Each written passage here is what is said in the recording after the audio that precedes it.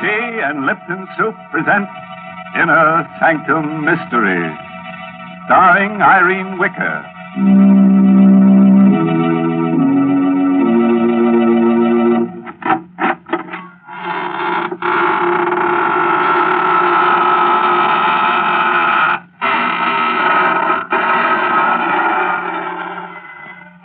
Good evening, friends of the Inner Sanctum. This is your host inviting you in through the squeaking door. Ease yourself in. The welcome bat is out. Pick yourself a place to stand. You have several choices. You can stand in awe, or stand aghast, or stand rooted to the spot. Or if you find you can't stand it at all, just stretch out on the floor and lie still. You'll have plenty of company there before we get through with tonight's list of victims. Good gracious, Mr. Host. I don't think I'd enjoy that company. Well, they're not very lively, Mary. In fact, you may find them a little, stiff at first. But they won't interrupt if you want to talk. And you know I do want to talk, Mr. Host. So suppose you go greet your other visitors while I have a little chat with our Lipton listeners. You know, folks, sometimes when you're trying to describe a thing, you find it's very hard to think of just the right word. But that doesn't apply when you set out to describe Lipton tea. For Lipton is so different from other teas. Its flavor is so extra special that there's a special word to describe it. Brisk. Yes, brisk is the tea expert's word for full-bodied, tangy flavor. Oh, but then why bother with words when Lipton's itself can tell you so much more? You'll taste the difference right away and discover how much Lipton's brisk flavor adds to your enjoyment. Yes, with Lipton's, you get all the goodness nature puts into tea. So for deep-down satisfaction, folks, fill your cup with brisk-flavored Lipton tea. That's a good idea, Mary. And now, friends, if you'll just reach over and switch off those harsh, bright lights, we'll begin our story of The Creeping Wall by Sigmund Miller, starring Irene Wicker in the role of Karen Jeremy. Just let the soothing darkness envelop you like a straitjacket. You'll be surprised how nervous you'll feel. Here's Karen now. Can you think of anything more absurd than being afraid of the walls in your own home? Why I should feel that way, I don't know. My husband Horace seems to think it's just a case of nerves. Walls are just made of wood and plaster. Still, they give me a queer feeling. Once, while sitting alone and reading, I had an odd sensation that the walls were tilting. I looked up, and sure enough, they were all leaning toward me. I closed my eyes, but when I opened them again, they were all straight again. Oh, it was a horrible experience. But a much worse thing happened to me last night. I was asleep, dreaming that I was sitting in front of my vanity, making myself pretty. I was alone. It was late at night. Suddenly, I noticed through the vanity mirror that the wall behind me was a little closer. I sat quite still for a moment. Then I turned round, and it was closer. You have to experience it to know what a dreadful feeling that is. Then I heard a crunching sound. The opposite wall also had moved nearer. I screamed. But it was only a whisper. Then all the four walls began to hem me in. They moved nearer and nearer. I could feel the cold of the walls filling the remaining space of the room. I was going to be crushed to death. There was a book of matches on the vanity. I lit a match and held it near the cold walls. They stopped moving. They were afraid of the heat. Then the match went out. The walls began to move again. I lit another match. They stopped. I held it until it burned itself out in my hand. I frantically lit another one, the last. It flared up, and then it died out. The walls began to move. They were just inches away now. And one of them touched my hand, icy cold and dreadful. In an agony of terror, I beat against the walls, and I screamed with every breath of life in me. Karen, what's the matter, dear? Don't let them crush me. Help me, Horace. Stop beating the walls. Karen, what is the matter with you, dear? I'm dreaming.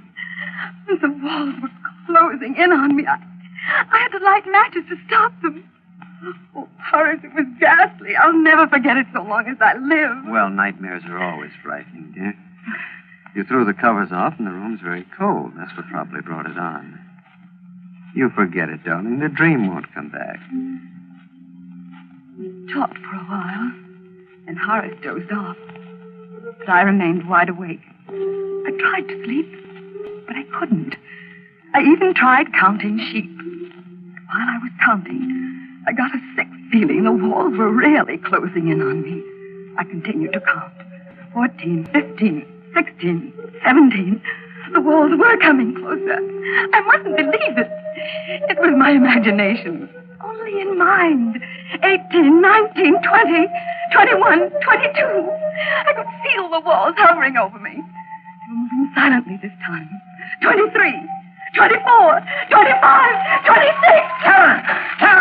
Get some water quickly. The curtains are on fire. They were on fire. The flames were creeping up the curtains. Here, help me pull the curtains down. Here's the water. How did they catch on fire, Horace? Well, there's a book of matches on the floor, Karen. Here's a burnt-out match. I didn't do it. Oh, believe me, Horace, I swear I didn't. Darling, you haven't been feeling well lately. I think you ought to see Dr. Gustafson. I'm you sure don't that... believe me. I wouldn't do anything like that. I couldn't. You probably weren't aware of it. Probably nothing serious. Dr. Gustafson's a very good man. Now, Karen. Don't be a baby, darling. All of us get ill sometimes.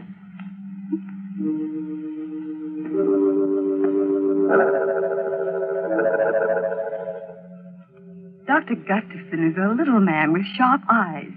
I told him the whole story about the walls and the dream. Tried to be at ease. There was a mirror on his desk, and as I talked, I kept fixing my hair. Didn't look so well today. 2 new gray hairs that I had to pull out. He kept watching me very closely. All the time asked me questions about my youth. I told him everything, even about winning the beauty contest when I was 17. He seemed very interested. Mrs. Jeremy, seems to me you have an obsession about being beautiful. You're not as young as you used to be. Neither is your appearance. That's why you're afraid of close scrutiny. That may account for your fear of close spaces. Went on like that, looking at me as though I were a drab, middle-aged woman. He didn't like me, and I didn't like him. I didn't like the way he spoke to me, the way he watched me. Karen! Put the letter opener down. I was just holding it. You'll hurt somebody holding it that way, darling. No harm was meant, I'm sure. The first thing you should do, Mr. Jeremy, is to get larger living quarters. Your wife may be suffering from acute claustrophobia, among other things.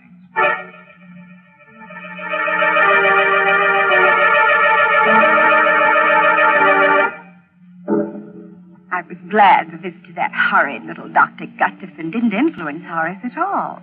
He still loved me. Told me I was the loveliest woman in all the world.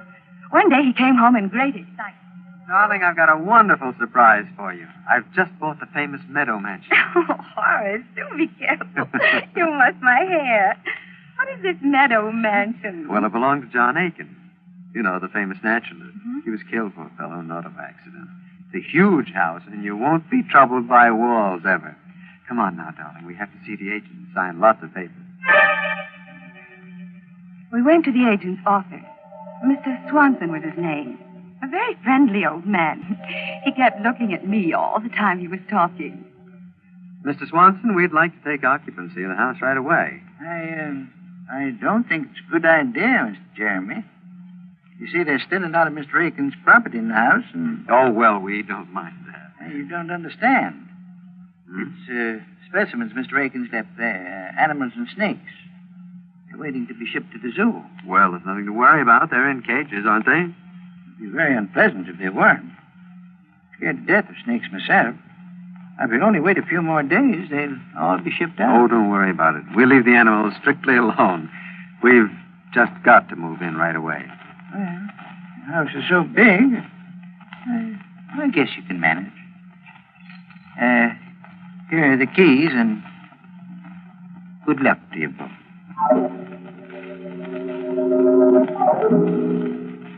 Meadow Mansion was magnificent.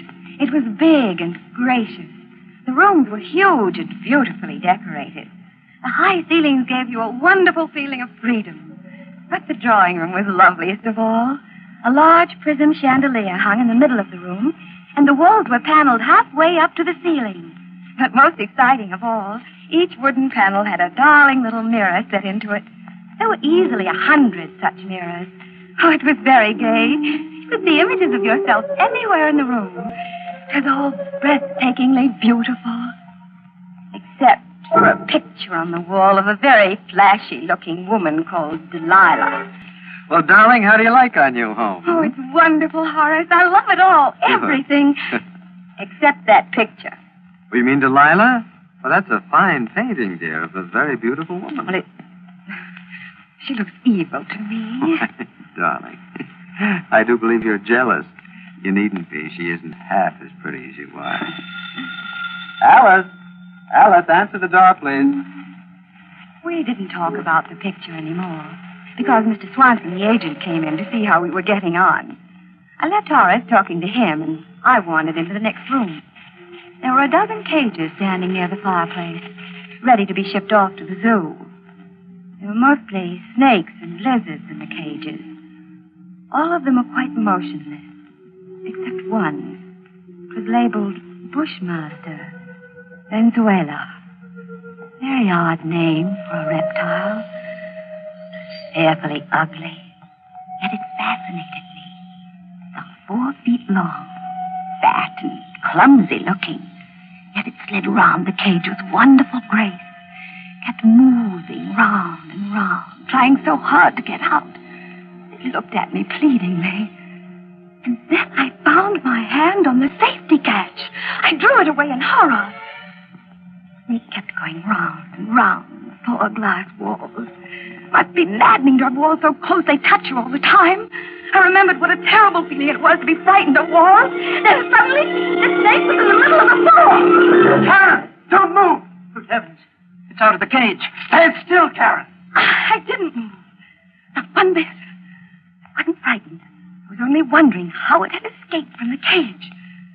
The snake lay there in the middle of the floor with its head up, hissing. And it started to move. It slid in a wide circle toward Horace and Mrs. Swanson. It's coming towards me. I've got to get out of here. Don't run! But he didn't listen to Horace.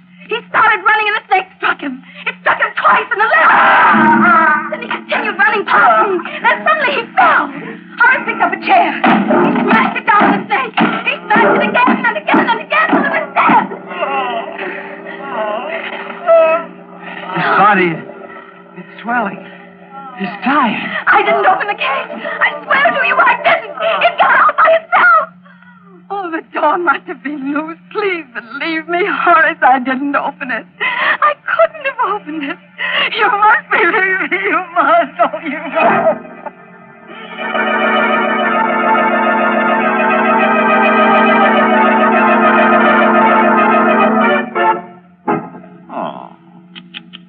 You know, I'm really upset about poor Mr. Swanson. He hardly opened his mouth in the story when he was out like a light. Not a nice way to make an exit. I'm really sorry we had to lose the Bushmaster.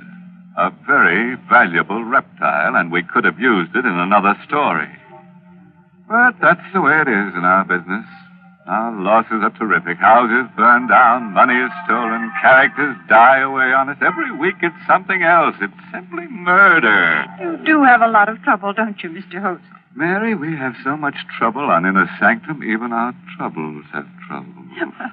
I think there are times when all of us feel that trouble is piling up on us.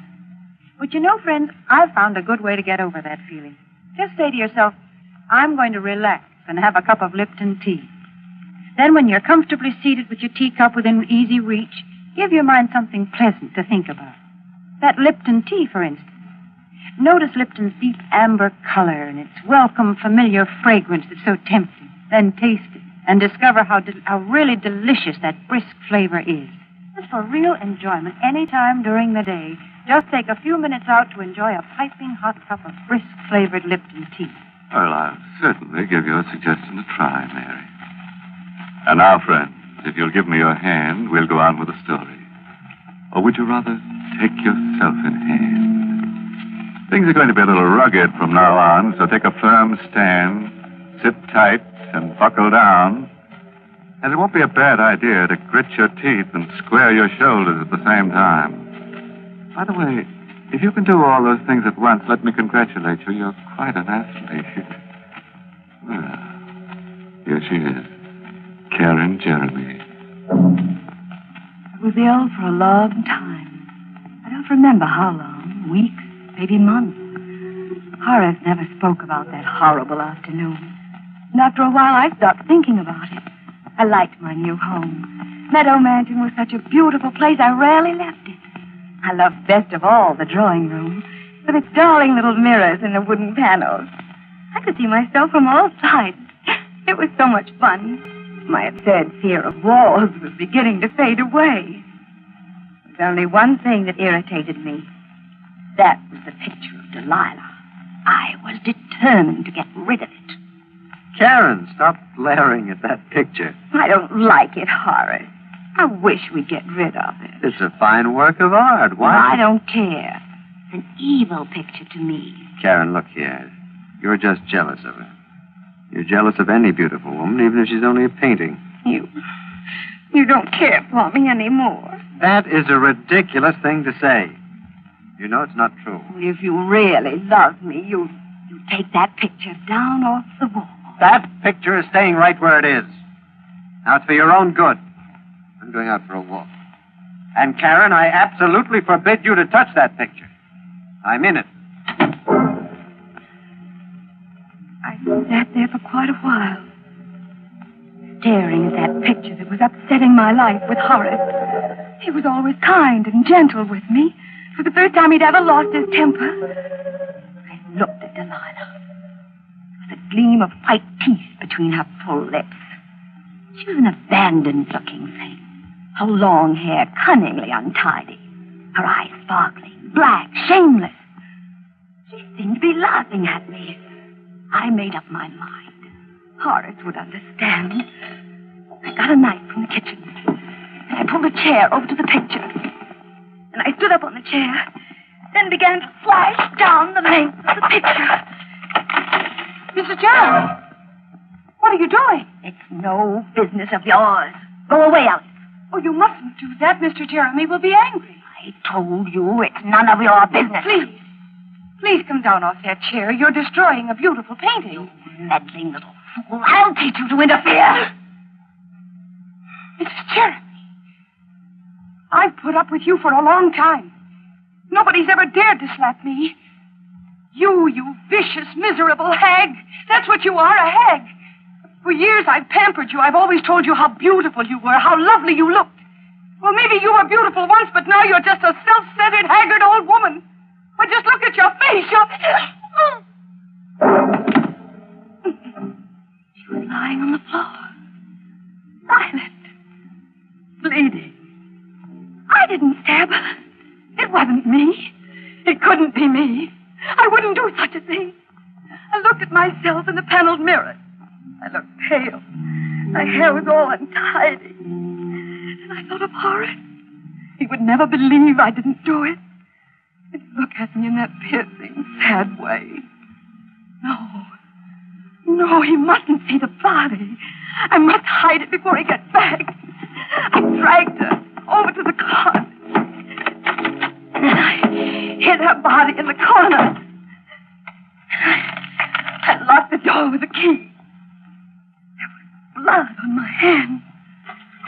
I don't know how it got there, but I had to wash it off. And the knife, I threw it in the garbage pail. There was blood on the carpet, too. I took a scatter rug and carefully placed it over the spot. And I sat down and waited for Horace to come home. The room was very queer. The chandelier seemed to be lower. All the walls, they seemed to be closer. I sat there fighting off that old terror, praying and praying that Horace would come home. As soon as he came, I'd put my arms around him and never let him go again. Never, never, never let him go. And I heard the doorknob turning. I hurried over to the door. Hello, Karen. Oh, darling, darling, darling, I'm so sorry. It was all my fault. Please forgive me, Horace. I can't bear your being angry with me. Please say you forgive me. That's all right, Karen. I shouldn't have lost my... What happened to the painting? It's cut. I did it. I don't know what came over me. But you see, I didn't cut it all. I stopped. It just cut a little. I can repair it. It'll be just as good as new. I'll never do it again. I swear I'll never touch it. Well, it's not too badly damaged. I'll get Alice to take it over to the art shop. Maybe they can repair it. Oh, Alice isn't here. She's gone to get your blue coat from the tailor's. Karen, that is not true. Alice got that coat this morning. Where is she? I don't know where she is. Karen, you do know. Where is she? She was here just a little while ago. She must have gone out. Alice! Alice! I'm going to find her. No. Please don't leave me. Please, Horace. You must tell me where she is, Karen. I can't remember. I can't remember anything. Karen, did you do anything to her? No, nothing. You're not telling me the truth. Something has happened to her and you're hiding it. Now, I'm going to find her. She must be somewhere. No, she isn't in the house. How do you know she's not here if you don't know where she is? I didn't mean that. I'm going to look around. All right. There's blood on the floor near the closet. Yes, I cut my finger. The closet is locked. Have you the key, Karen? No, I don't have it. Karen, give me that key.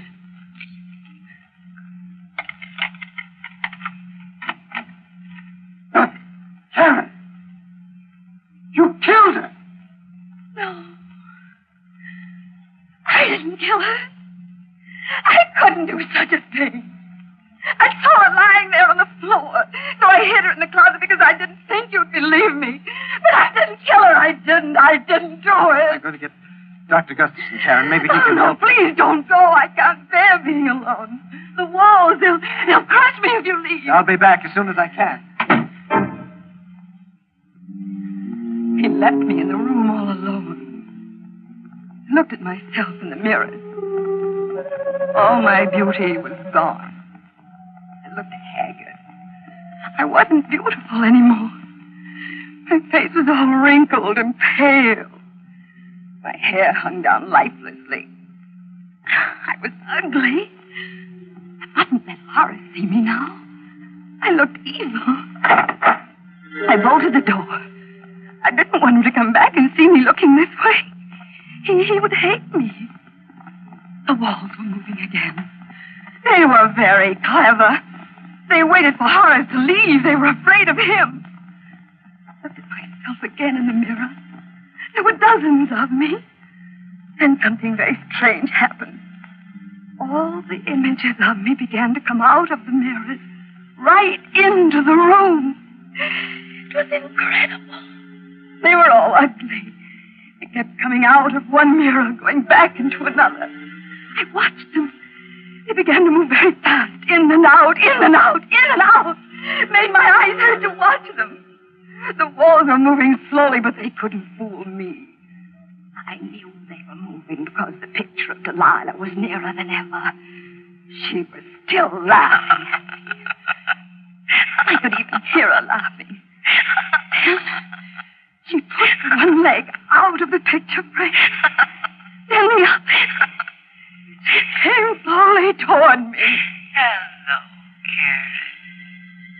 Don't you think I'm beautiful? I didn't answer her, but she kept on talking to me. I'm Delilah, and I'm going to cut off your hair. Oh, I couldn't stop her. She laughed as she cut my hair. It made me very, very sad. I began to cry. She began to cut faster and faster because the walls were very close now. I could even feel their coldness. Don't be frightened, Karen. I turned around. A man I never had seen before. He had a kind, good face. He looked at me tenderly, admiringly. I'm Meadow, the spirit of his love. You mustn't be afraid of me. I think you're beautiful. I've always admired you. You're even lovelier than Delilah. Oh, please help me, Mr. Meadow. The walls are so close. They're going to crush me. If you get into the picture frame, they won't be able to harm you.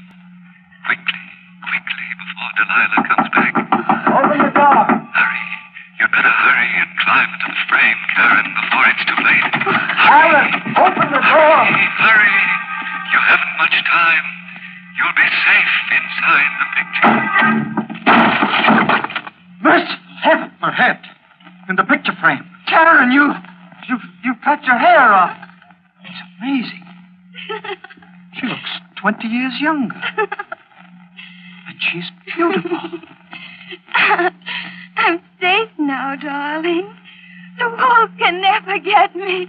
Ever.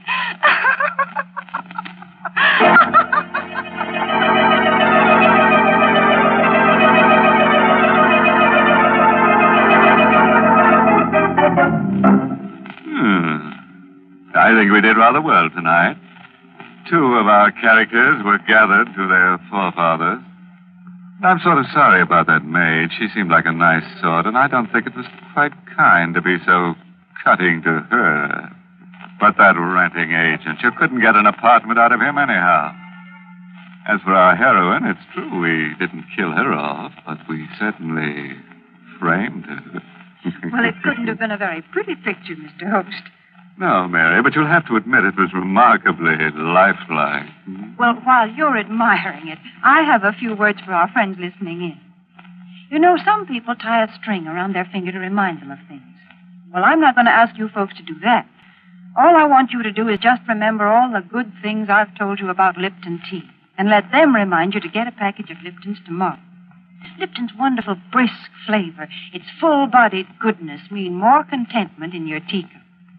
Remember, Lipton's is the tea that gives you extra pleasure and extra satisfaction.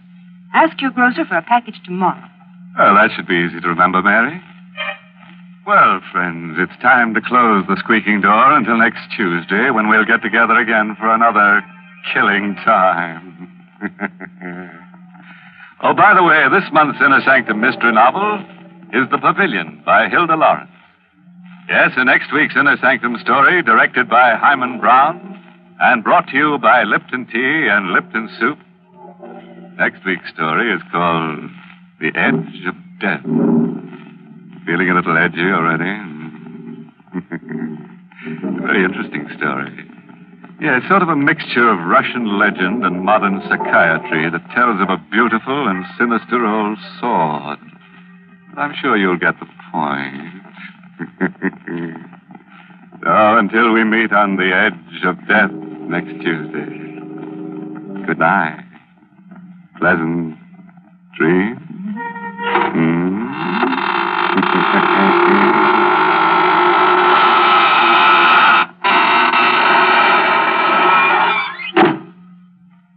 Here's a grand dish to get your dinner off to a good start.